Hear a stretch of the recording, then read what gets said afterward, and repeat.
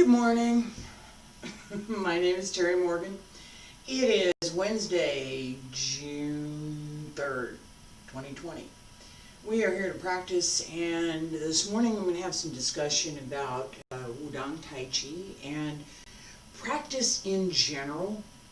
A couple of things have happened with me personally, and that means that I'm going to share some of that as it relates to how it might be helpful for someone else to develop in their practice. Apologies for the delay this morning, a little technical difficulty, clicked on one button, there's no way to close it, I go back, I gotta technical difficulties. Alright, so I'm working on that. It's not too bad, but I just have to be sure I don't click the wrong button. Then I have to start all over and So I made an announcement the other day, Monday, because it was Monday and it was a good day. Monday was a good day. That I had finished a set of videos that were first part of Wudang Taiji, include 4 key strengths: Ting, Hua, Kong, Fa. Had those finished, and I did a couple of things very deliberately as I was putting those videos together and working on the timing and some things. It took a lot of effort for me. It took a lot of effort for me to get those done. It wasn't a trivial, just let's go out and go do this kind of a thing. It was something that I worked on and practiced, thought about, used the skills that I have to produce the videos, right? Just to get everything that I needed to even shoot the darn things. I'm shooting videos, all right? In order to shoot the videos, not only do I need a camera, I need a location, I need this, I need that. It's a whole long list of things that you need to have before you can go and do whatever you're going to go take pictures of, right? And if you're good at it, it looks really easy. It's not. It's not. So I made the first set, and I was so excited because it went reasonably well. And except that I had the angle on the camera off just a little too much, and I was off frame. So some of it I can use. Also noticed a couple other things, so some color issues, some of these. Alright, let me redo this. I did. And I was wearing a uniform, my silks, not this, that I had made from silk that I bought in 1991, 92. The uniform was made in that time period, right? And I'm going to go back and get the receipts and look for the pictures and stuff, but this is a personal message. I was really happy about that. I was really happy about that. It was pretty amazing that old girl that I am, I'm going to get back into this thing that I wore 30 years ago. It was cool. I made a video and I'm happy about it. So that, and the better part of 2 years of practice and preparation and trying to do things that I knew I needed to include in those videos. I did it. I did it. It's like second place. I was happy with second place there. The guy that beat me, yeah, I was happy with second place. He was my friend, and I was happy with, and I seriously was happy with second place. I got some first place stuff elsewhere that I'm also pretty proud of. But so I'm working on all this. It's been give or take 2 years. 2018 when I started. And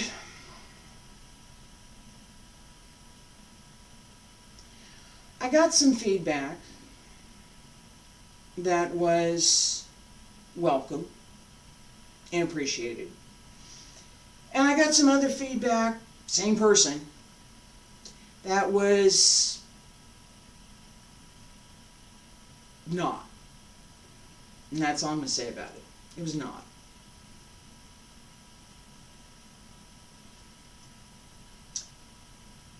And it made me feel really bad. And I had to think about it for a minute. I put how many years worth of practice and 2 years worth of direct effort into getting this particular thing done, and no recognition of any of the effort that I put into making it happen. Nitpicky about this and that and this other thing and this other thing. Where many times if I asked a question about these very things that was now being picked, I got no answer. The answer was that you need to reflect upon this, and you need to think about it, and you need to pay attention to your practice so that you can figure it out for yourself. All right, well, you know, that's a good instruction. It's not a bad instruction. I give that same instruction to people.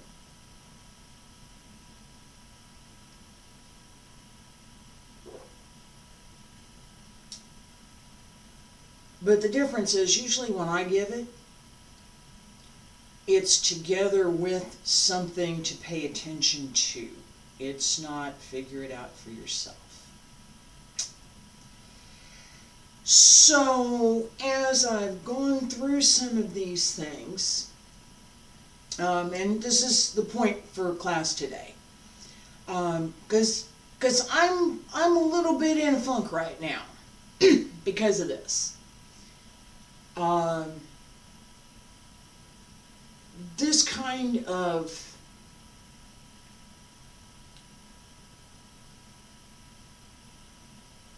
unqualified, and I'm gonna talk about that for a second. Kind of unqualified criticism.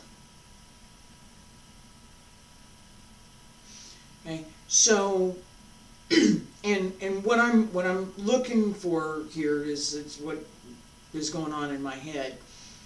Unqualified here to me means that how would I have known that? You're criticizing me for something that I didn't know.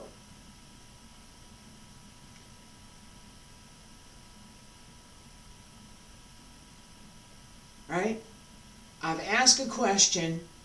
I got to figure it out for yourself answer.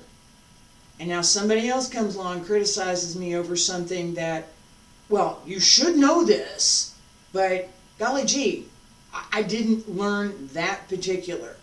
Oh, well, yeah, but it's in all these books and this and, yeah, all these books are in Chinese, right? And even though I read Chinese, it's not something I sit down with in the evening to practice because sometimes it hurts my eyes.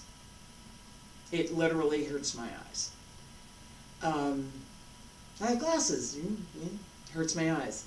So, no, I didn't read all those books that you read for all those years growing up because you're a Chinese person and you don't read much English, but you read all this in Chinese. And you're going to criticize me for not having read all this material in Chinese, which just is something that I have, and I'm going to talk about that. Something that I've struggled with. Alright? Now I could say a lot of things about it, and I started to. And I stopped myself. I said, no, it's not productive. What I've struggled with is the idea that there is a huge body of knowledge that is inaccessible to most Westerners and some Chinese, because it's written in Chinese. And it uses a special vocabulary, it uses a special language. Martial arts has its own terminology, just the same as medicine has its own terminology, right? So there's this huge body of knowledge that's out there, that exists. And here's this person who, without considering any of the things that I just talked about, like that I'm not a native speaker of Chinese, that I learned it in my, I learned it late in life, and I wasn't raised in the culture that I've tried to understand the philosophy behind the martial arts to a depth that a lot of folks don't even attempt. That's not appreciated. You're missing this thing over here. That hurt. And that's what I'm talking about this morning, because this just happened. And yesterday. And I thought about it, and I realized a couple of things. Number one, holding me to account for something that I may or may not have ever encountered is completely unreasonable. Unreasonable. So, in the same way as when I'm judging in tournament, I'm judging a person, I'm going to look at their internal integrity first. Is what they're doing consistent with what they just did? Right? Within their own form, not looking at, did they do this move correctly? Did they do that move correctly? I only do that if it's the compulsory 24 set. If it's something else, I'm looking at their internal integrity. Are they doing consistently what their style would want them to do? Okay? I look at that consistency. I don't go reaching for something off the shelf that, oh, well, this should have been and that should have been, and a laundry list of things that, let me criticize you by using some quotes from somewhere else. It's not productive. It's destructive. So instead of me being here this morning, happily proceeding along the way to teach the next couple of movements in Wudang Taiji, I am ranting a little bit, sharing a little bit of that, and talking about it in the context of, now what? Now what?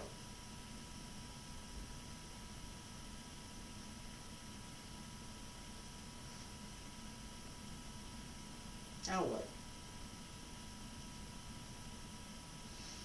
I have an answer.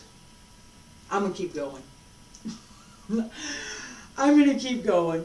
And that is actually one of the main things that I wanted to call out this morning, is that I'm going to keep going. So over the years, I've talked about this, that I've practiced for quite a few years. Over the years, there have been times when something happened. Right now, it's somebody said something that hurt me.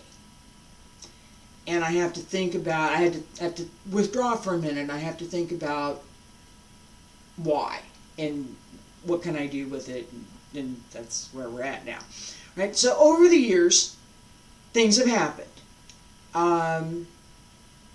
I've moved, I've had family pass away, I've had a number of difficulties with things, there's been travels, there's been all kinds of things that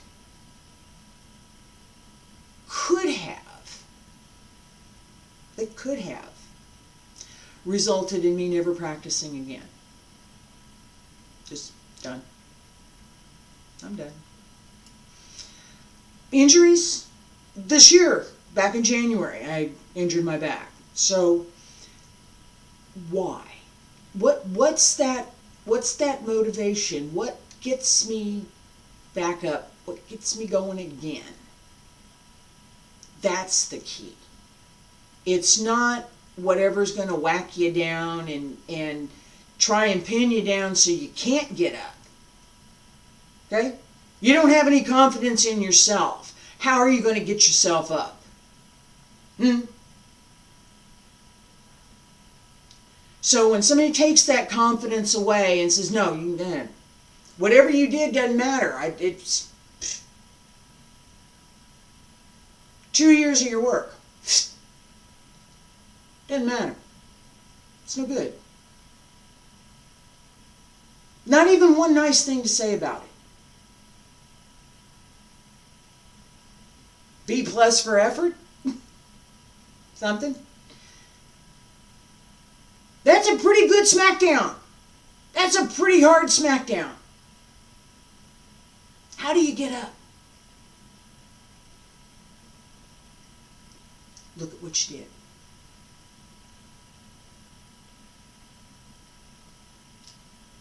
Look at what you did. How did you get from wherever it was to accomplishing what you just finished? How did you get there? What did that road look like? For me, it sure wasn't smooth.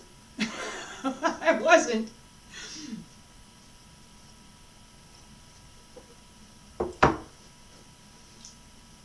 But I got here. And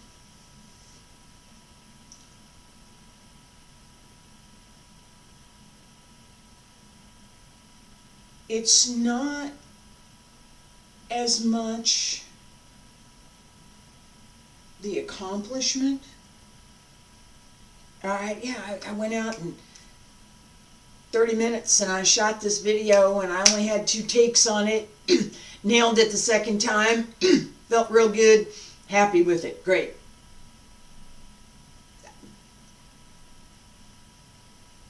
That's not the accomplishment. Right? That's the end. Everything that came before. All of that work. That I'm getting up every day and I'm going to go practice. I'm going to get up every day and I'm going to teach. That's the work that made it possible. That I'm getting up every day. And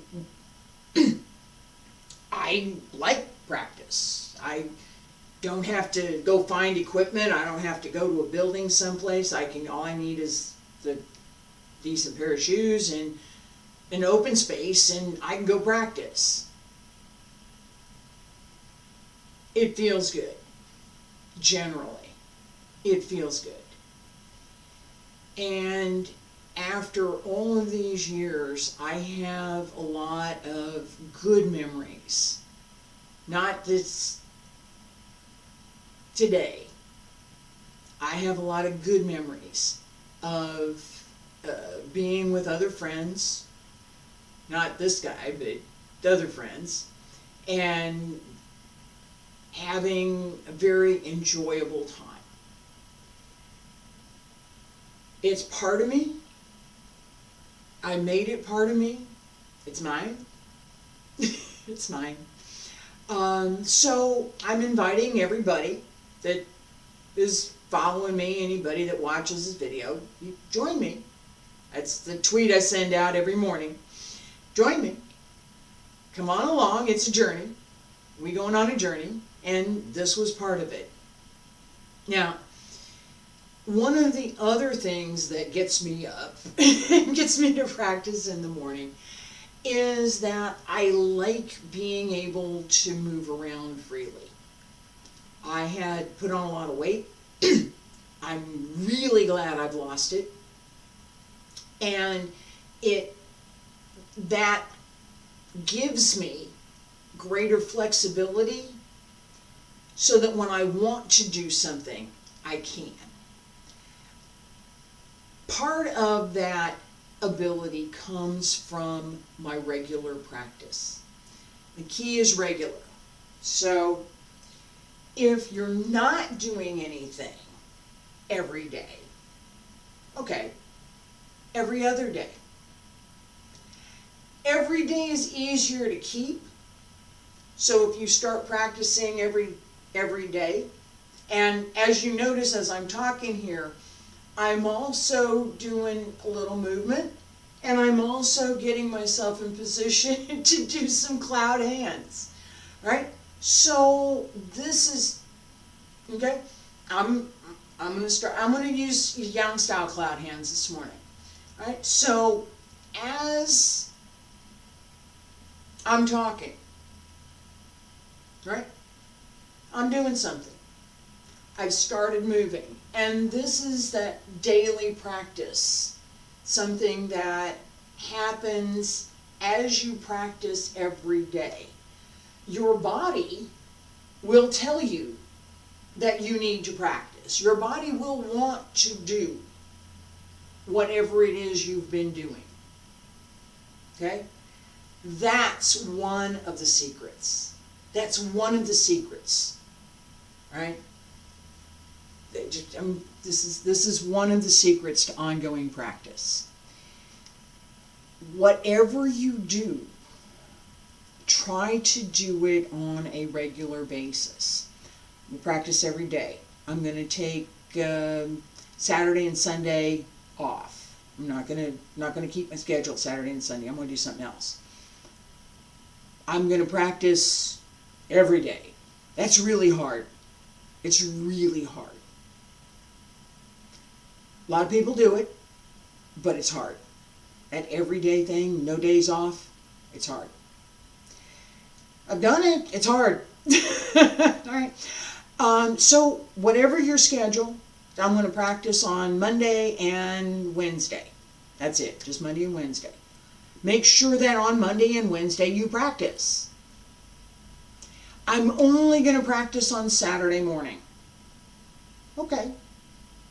Saturday morning, make sure that you practice. What will happen, and it's a natural occurrence, what will happen is your body will get used to practicing, and it will tell you, oh, I need to go practice. I was ready to go practice, and we're not there. Are we going to practice now? That's what just happened. That happens with me. I get up in the morning, I practice. If I haven't started practicing yet, my body will tell me it's time to go practice. So, from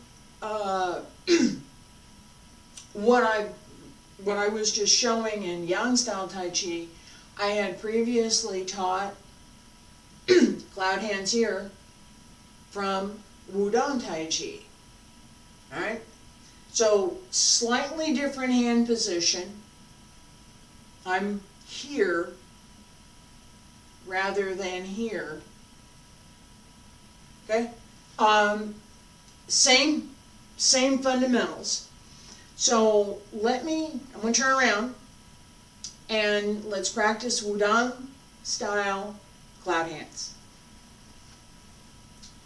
Feet a little bit wider than shoulder width. Turn to the left side. Right hand to the left shoulder. Left hand down at the left knee. Turn. Hands straight places. Turn again.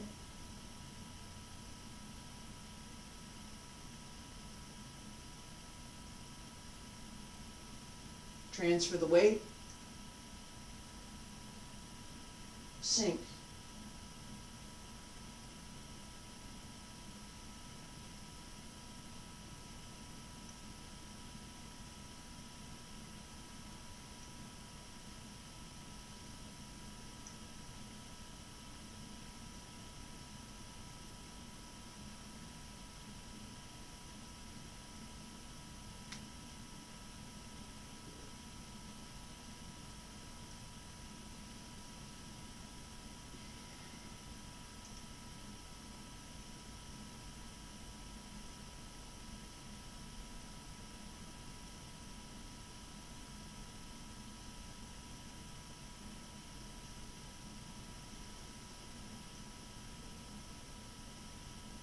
And 2 more times.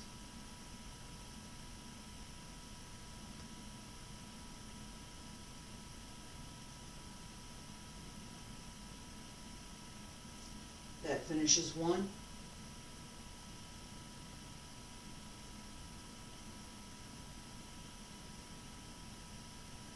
And 2. Both hands down in front, center. Straighten. And turn around. So with with cloud hands, this practice, and one of the reasons that I have taught this separately and that I've emphasized it, ties in specifically with my discussion this morning. I still do. I'm talking on the phone. Hi, how you doing? What's going on? I had some discussion with, and I talked about this as well, discussion with a lady who was about 5 months pregnant, about a class specifically for moms-to-be, with the idea that this exercise, yes, that's what I'm holding, and I've been a mom. I know what that is. All right, this exercise would be very beneficial for both relaxing the lower back, which is just about 7, 8 months in. And then also for relaxing the baby, right? After the baby is born, you still can do this, right? It's a great exercise. So it's one that I've come back to over and over and over again, when it was something that, no, I don't want to concentrate on the entire form. I don't want to pay attention to all of the different changes that go on in the form, which is part of the beauty of that form. I'm only going to pay attention to this. This is the part that I want to pay attention to. And I want that rhythm. And it really is very much like some of the meditation practices, and can be used to reset the body and the mind, right? You're upset about something, you're not going to think about it, I don't want to deal with that right now, I want to do something else, I need to relax. This is a great exercise for that, right? Combine it with breathing.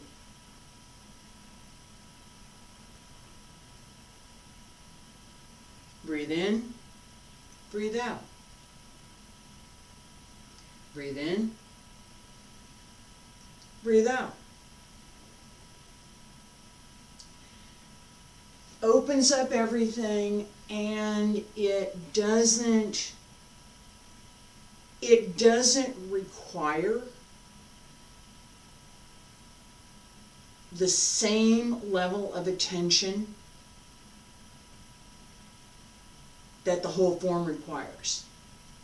How does that help you overcome feeling inadequate? How does that help you overcome that didn't do anything right? Hey, how does that help you do that? Clear principles.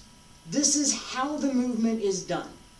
It's not, look at me do this. It's feet a little bit wider than shoulder width, knees over the toes. As you turn, there are requirements. You're moving the hips, you're moving the waist. You have requirements for the hands. You got a checklist when you're done. All right? If you've learned this from me, you have a checklist when you're done that says, here's how I can determine for myself whether or not I'm doing this particular movement correctly. If I'm doing it correctly, what else is there that I might add to it that would make it more full, more alive, more a part of an art form, and not just a Pinocchio repetition. That part of the art, that comes from the practitioner. It always will. So, I go back to that. How did I get started? Well, I played sports and I always was active, and I might have been good at gymnastics. Maybe I never really tried. And I did dance when I was really little, and then I did this, and I was always active. Key point, I've always been active. My dad wanted me to be active. Yeah, get up and do something. Let's go play sports. It was a good thing. It's a good thing. So I'm now reasonably healthy, and Tai Chi has been the biggest contributor to that, right? It's one of those things that you can continue to, you can do it when you're young, you can do it in middle age, you can do it all well into old age. I've met people well into their 90s who are in pretty good shape because they practice some Tai Chi and Qigong. So it's a good thing to do. This morning, talking about how to keep that practice, how to keep that discipline, how to get back up after something happens that, whether it's an emotional thing, whether it's a family member passed away and you're grieving, that happens. In 40 years, that happens. It's going to happen. What brings you back to your practice? What brings you back?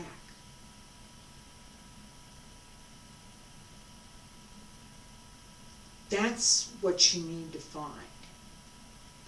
And then the tools, like getting up every day and practicing so that your body will tell you to get up and go practice. Right? That's a tool. It's a method to use so that you can continue your practice. Another method is that automated, I just feel like doing some kind of movement, I'm going to do something. right? So I'm gonna stretch my feet, or I'm going to bend my knees, or I'm going to get up and do something. That's another one.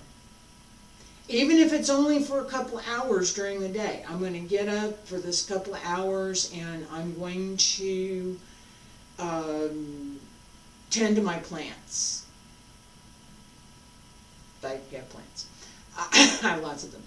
I'm going to get up for the next couple hours. I'm going to do some light stretches, and maybe I'll do a little bending. Whatever it is, get up and do something. The next time, which is what I just did, right? The next time, you're still going to want to get up and go practice. But maybe you feel a little bit better now. You back up off, you're not laying out flat on your back on the floor. You sitting up now, and you can look at things and you say, all right, now this is what I think I'm going to do. And the next time after that, back up on your feet, ready to go again. Yes, I am using a boxing metaphor. It's apt. It's apt. We are talking about Chuan Fa, fist boxing, fist form, Taiji Chuan. It's Taiji boxing. It's boxing, right? That's actually a move in Yang style. I mean, yeah, I'm gonna fiddle with this for a second, but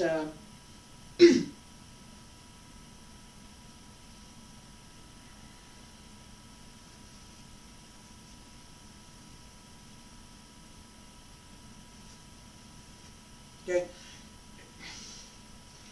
Deflect, downward parry, and punch is the description for that. So it's part of the form. It's there. I was going to do this, and I'm going to do it now because I'm going to teach this. Yeah, it's my sword. I'm going to make sure I don't take out the lamp up here.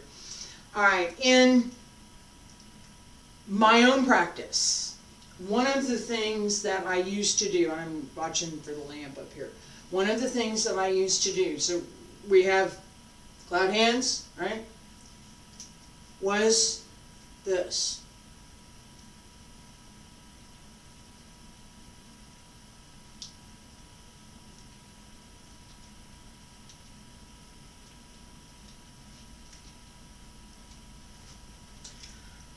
Figure eight. Okay, and one of the requirements for that is the blade direction.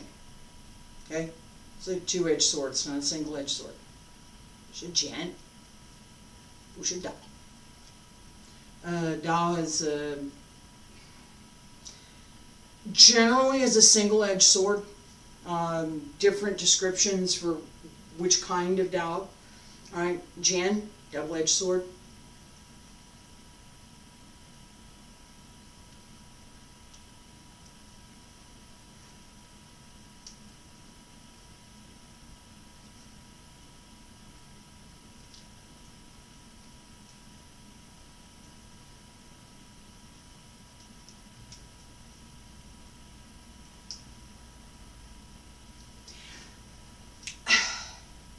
Sword methods coming up.